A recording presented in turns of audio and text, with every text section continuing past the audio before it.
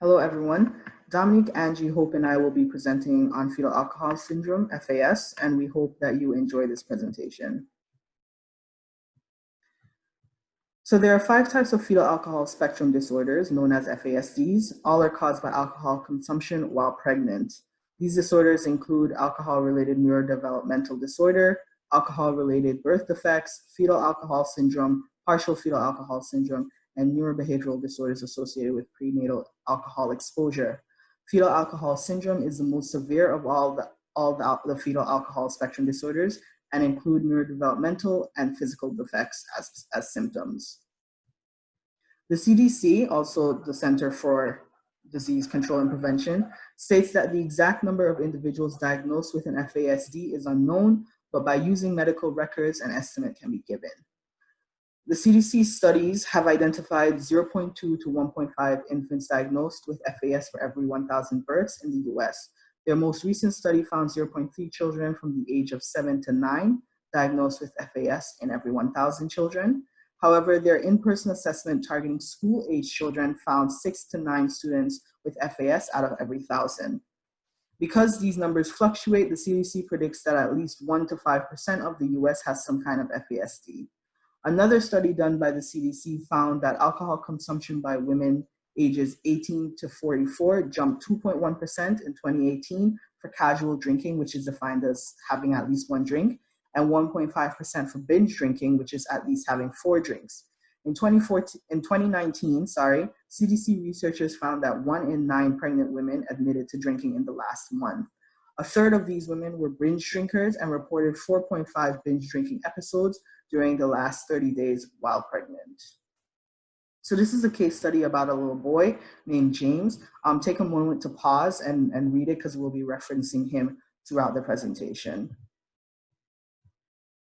So now we're going to talk about etiology.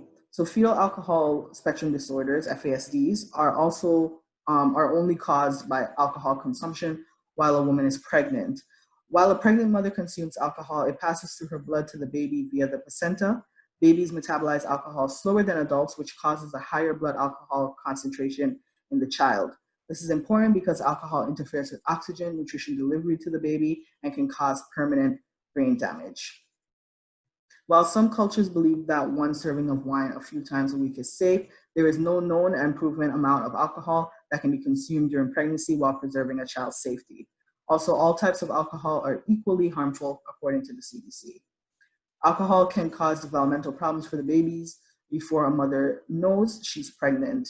Therefore, potential mothers should refrain from alcohol consumption as it may take 4 to 6 weeks to discover pregnancy. However, because brain development occurs throughout pregnancy, the sooner a mother stops consuming alcohol, the better it is for the child. And according to the CDC, it's never too late to stop drinking. Consuming alcohol during the first trimester of pregnancy can cause children to have abnormal facial features and impairments of bone, heart, and other organs. Alcohol consumption during any time of pregnancy can cause problems with the child's growth and central nervous system. The symptoms of FAS can vary among children, with some having greater degrees of setbacks than others. Any mix of physical defects, cognitive or intellectual disabilities, and difficulty functioning and coping with daily life can affect the child. Some physical defects may include deformities of joints, limbs, and fingers, small head circumference and brain size, vision and auditory impairments, and low body weight.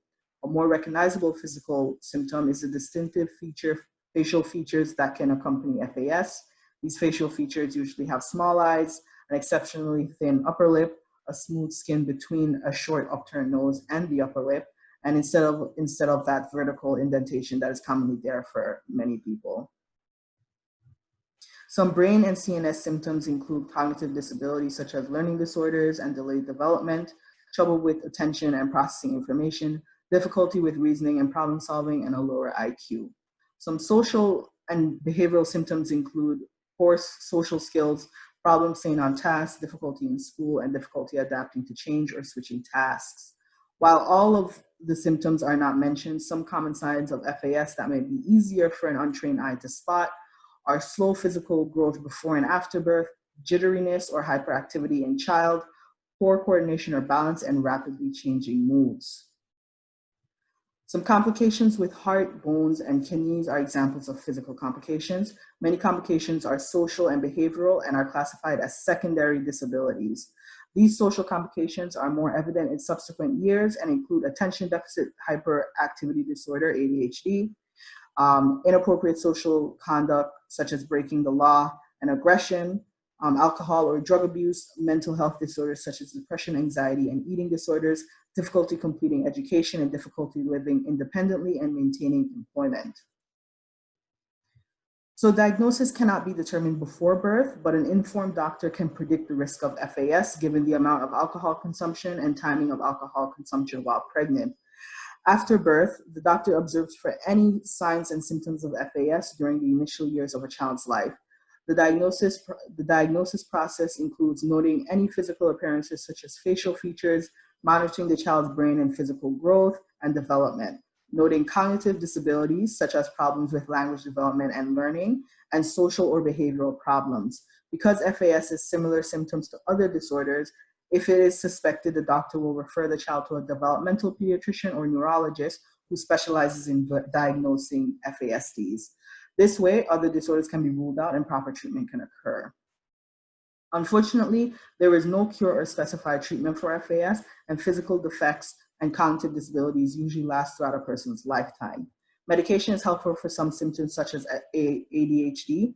However, early intervention is helpful in preventing secondary disabilities and reducing the intensity of some symptoms. Working with special education teachers, physical and occupational therapists, speech therapists, and psychologists can help combat issues with walking, talking, and social skills. These services can also aid behavioral and learning skills. Additionally, receiving adequate medical care for health issues such as vision problems or heart abnormalities can increase the child's quality of life. Lastly, counseling parents on handling a child's behavioral issues and vocational and life skills training may help with future difficulties. All right, now we're going to dive into occupational barriers. So to better understand the effects of fetal alcohol syndrome, we must first understand what influences the condition and how those areas develop primary concerns associated with it. When considering occupational performance, we see that those living with FAS generally have decreased body awareness, as well as a decreased stability and balance within their body overall. Now moving forward, we see that FAS influences a person's performance skill capacity because there can be a delay in both gross and fine motor skills, like development in handwriting, as well as physical coordination problems and a difficulty developing hand-eye coordination. Now we look at performance patterns, and here we found that there can be a difficulty in forming habits, specifically as translating them into memories because overall attention is affected. Also, we see there's generally poor social relations within someone living with FAS, which makes it so the roles within their life often reflect those of their family. Lastly, on this slide, we will discuss client factors. And for this, I want to reflect back on our case study about James. Specifically for James, we saw that his condition greatly influenced his sensory function, his ability to sleep, it generated behavioral issues, and it also affected his overall motor development. So to dive deeper into client factors like those, we're going to broaden our scope and discuss many primary concerns that are associated with FAS in general. First, it is found that those living with fetal alcohol syndrome may experience sensory processing issues. Specifically, individuals may experience hypersensitivity, where they are sensitive to several senses, like in James's case, where he was sensitive to light and sound. Along with this, an individual can also experience the opposite, which is identified as hyposensitivity. In this situation, the individual may struggle to feel much at all. And by that, I mean that they have a high threshold for pain, they can't differentiate hot and cold, and they overall struggle to interpret their senses. Moving forward, there's also a primary concern pertaining to problem behaviors. In this situation, we will see individuals who experience temper tantrums, express hyperactivity, and overall struggle to initiate and maintain attention during various activities. As well as this, those living with FAS, like James from the case study, experience difficulty sleeping. Because of the permanent changes made to the brain from FAS, it makes it so there isn't a developed circadian rhythm that works properly. Generally, in this case, an individual will develop various sleep disorders that are associated with FAS and make it a struggle to sleep. Lastly, for this slide, as discussed previously, those living with FAS can struggle with motor development. They generally will experience delayed fine motor skills like grasp development and handwriting. Also, they will experience delays in gross motor skills, like discussed on the previous slide, where they will have poor spatial awareness, coordination problems, stability issues, and balance problems, making gross motor tasks difficult. Therefore, individuals will also experience visual motor impairments, which can dramatically affect their overall motor development and make tasks like those very difficult. Overall, these primary concerns create a struggle for the individual, which generates occupational barriers. However, these barriers can be alleviated with the help of occupational therapy interventions. So from a macroscopic point of view, fetal alcohol syndrome affects more than just the individual. FAS symptoms worsen over time since children suffer the brain damage in their fetal stage. Therefore, the development of their brains are stunted for the rest of their lives. This places stress on the family dynamic and must also be addressed when discussing intervention tactics. Angie will go over this in more detail later in the presentation, but individuals with FAS, depending on the severity of their symptoms, find their main social environment to be in their household. A combination of fine and gross motor delays result in an overall struggle to complete ADLs and IEDLs and make it so they often heavily are reliant on a caretaker. However, with proper support, some will be able to progress to school and community environments as well. Since FAS presents differently and has a wide range of symptoms, we use the case study to put it into perspective throughout James's lifespan. Keep in mind that these symptoms are based on a theoretical case study, and the client's adaptability can deviate from the sample lifespan drastically, especially with proper and early intervention. As a 1-year-old, James exhibits behavioral and sensory issues atypical of an infant. He is averse to light and sound stimuli and is also sensitive to certain textures, which is noted in Ayer's sensory integration theory as being atypical. He has difficulty during mealtimes as his parents state that he cannot swallow properly and does not like the different textures of food. His abnormal sleep-wake cycle is detrimental to both himself and to his parents. In the future, his parents should expect these symptoms to evolve as James gets older, especially if he does not receive intervention. As a toddler, James will likely need constant supervision as he will be hyperactive, lack important fear and danger responses, and will demand lots of physical contact. Even when given commands and reminders to correct his behavior, he will likely repeat this behavior as children with FAS tend to have poor memory. During middle childhood, James's main challenge will arise in school. Due to having a short attention span, poor fine and gross motor skills, and a low frustration threshold, he may struggle with learning new skills and dealing with reprimands from authority figures. Pre-adolescence will most likely see a continuation of difficulties in his academics. The social environment becomes more and more important as James matures. However, he may lack the impulse control and judgment capabilities to interact with his peers. This may then lead to low self-esteem. Commonly, adolescents with FAS struggle with anxiety and depression exacerbated by maladapted social environments. During this time, puberty occurs, and due to an overall lack of social skills, James may also then struggle to control and exhibit sexually appropriate behavior. In adulthood, we seek out independence and achieve this through success in our ADLs and IADLs. Financial, personal, and social occupations may become new challenges for James because he would aim to become semi or even fully independent. So there are several interventions to help James and his family cope and combat his symptoms, which for the sake of time, I'll be going over just a few. To start off, the OT can administer the McMaster Family Assessment Device, which helps the OT evaluate the family according to family functioning. It is a paper pencil questionnaire filled out by everyone in the family over the age of 12 and is mainly used as a screening tool to establish a baseline. It is comprised of 7 different scales: problem solving, communication, roles, affective responsiveness, affective involvement, behavior and control, and general functioning. Since James is younger, this would be useful in establishing the family's response to his diagnosis. The OTPF4, which Hope explained previously, could then be used to evaluate their specific client factors and James's performance patterns and skills. Afterwards, for James, all interventions will involve the family so that they could be taught these tactics and practice on a consistent schedule. The alphabet book by Haney and Kozlowska helps children deal with the emotional impact of severe medical illness. This should be shared with siblings as well, since oftentimes they struggle with feelings of abandonment, since all the attention is usually placed on the child with FAS. This book is basically a children's book starring the client and their family with pictures of the child struggling with the illness in their own household. The goal here is to destigmatize the illness in the house and bring the family together. As James gets older and reaches adulthood, he will need support in managing his finances as well as monitoring his social skills in public. Overall, the goal will be to support him in his semi-independent living. Okay, so now I will be talking about community resources. A 2013 study examined the importance of client education when receiving occupational therapy services.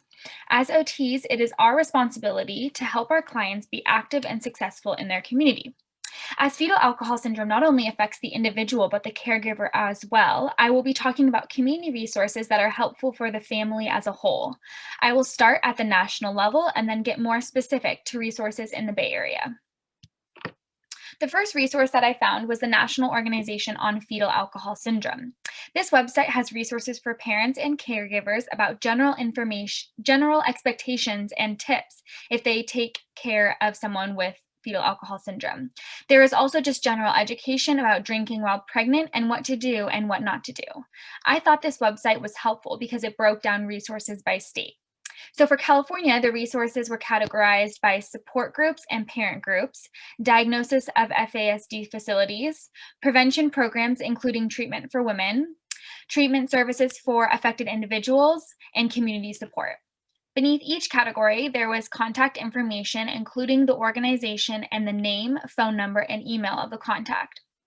This makes it very accessible for anyone to easily find these resources. As you can see in the bottom right corner of this slide is a screenshot from the website of the contact information that was under the community support section, which is specific to Northern California. And that leads me to my next resource. So FASD NorCal is a group of parents and professionals whose goal is to raise awareness and provide consultation and trainings for those affected by FAS. They also speak about the research surrounding the syndrome. FASD NorCal hosts monthly support meetings in San Jose and is sponsored by the Parents Helping Parents organization. So Parents Helping Parents provides information for parents who have a child with special needs. As I said in the previous slide, Parents Helping Parents organizes a parent support group for those with children with FAS.